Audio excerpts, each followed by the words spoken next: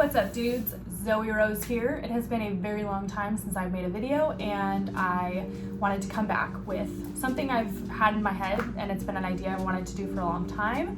So I'm finally making it happen, and it's gonna be a little different, but I'm excited for it, and I hope you guys will like it. So today is gonna be a little bit of a story time, and not like a story time with drama in my life or whatever.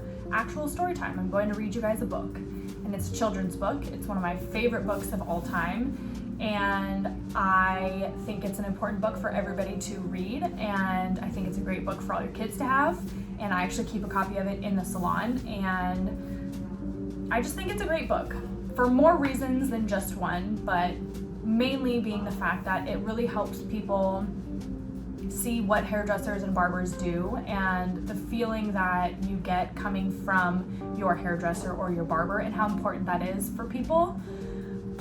On the other side of that as well, the author has a really important message that goes along with it that I'm going to share first.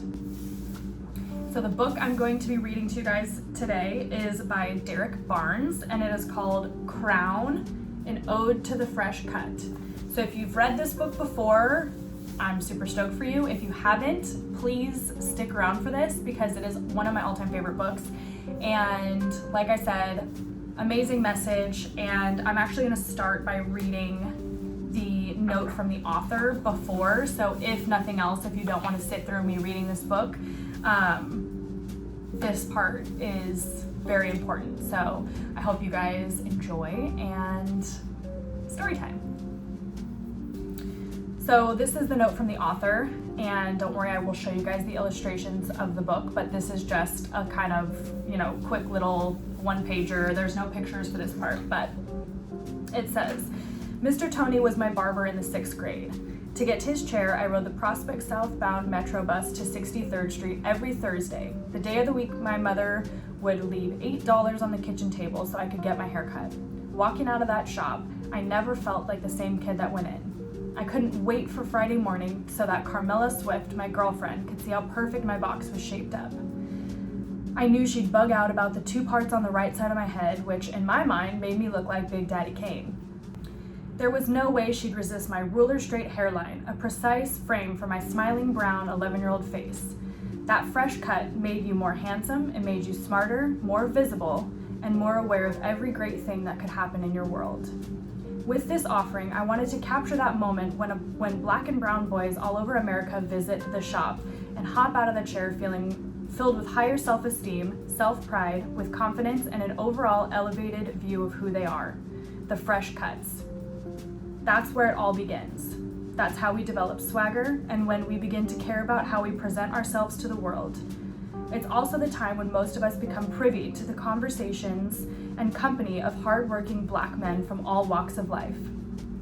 We learn to mimic their tone, inflections, sense of humor, and verbal combative skills when discussing politics, women, sports, our community, and our future. And really, other than the church, the experience of getting a haircut is pretty much the only place in the black community where a boy is tended to, treated like royalty.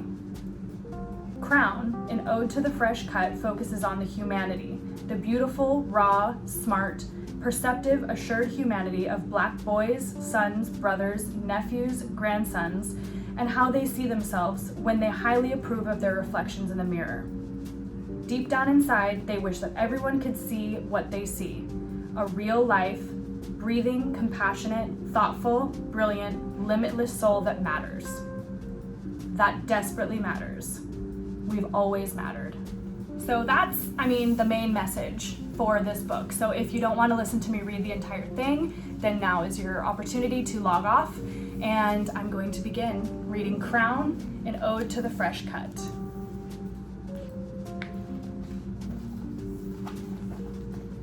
When it's your turn in the chair, you stand at attention and forget about who you were when you walked through that door. You came in as a lump of clay, a blank canvas, a slab of marble. But when my man is done with you, they'll want to post you up in a museum. That's my word. He'll drape you like royalty with that cape to keep the fine hairs off your neck and your princely robes. It's amazing what a tight fade. High, low, bald, does for your confidence, Dark Caesar. Who knows?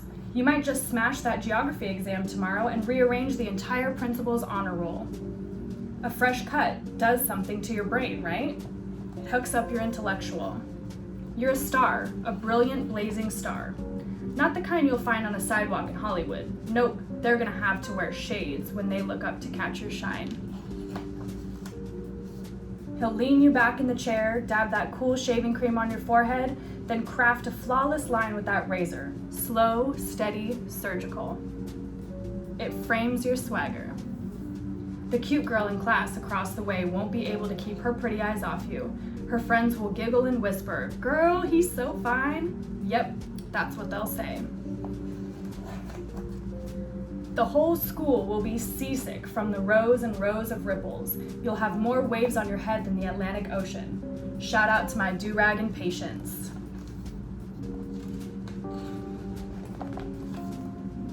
There's a dude to the left of you with a faux hawk, deep part, skin fade. He looks presidential.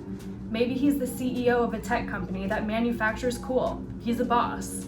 That's how important he looks. Dude to the right of you looks majestic. There are thousands of black angels waiting to guide and protect him as soon as he steps foot out that door. That's how important he looks. There's a dude standing in the mirror that can't get over the masterful designs crafted on the side of his dome. Everywhere he goes, people will ask for his autograph. He looks that fresh. He looks like he owns a few acres of land on Saturn. Maybe there's a river named after him on Mars. He looks that important. There are two dudes, one with locks, the other with cornrows, and a lady with butterscotch complexion, and all they want is a shape-up, tapered sides, and a trim. A crisp but subtle line. And sometimes in life, that's all you ever need, a crisp but subtle line. When your barber is done, you'll feel like $1 million and some change. When his fingertips hit you with that apple green alcohol or that witch hazel, it'll sting, but not like a scorpion or hornet, more like an electric stamp of approval. And when you see the cut yourself in that handheld mirror, you'll smile a really big smile. That's the you that you'll love the most. That's the you that wins everything. That's the gold medal you. Every person in the shop will raise to their feet and give you a round of applause for being so fly.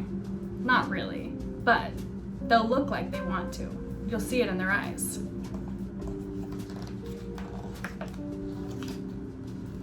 It's the look your English teacher gives you when she hands you your last test with a bright red 97 slapped on it. It's how your mother looks at you before she calls you beautiful. Flowers are beautiful. Sunrises are beautiful. Being viewed in your mother's eyes as someone that matters. Now that's beautiful, and you'll take it. You don't mind at all. Finally, he'll remove your cape, then swipe you down with a brush made from a golden horsetail. You'll put the money in his hand without even expecting change back. Tip that man. Tip the man. It was worth it. It always is. You know why? Because you'll leave out of the shop every single time feeling the exact same way. Magnificent, flawless, like royalty. Hello, world.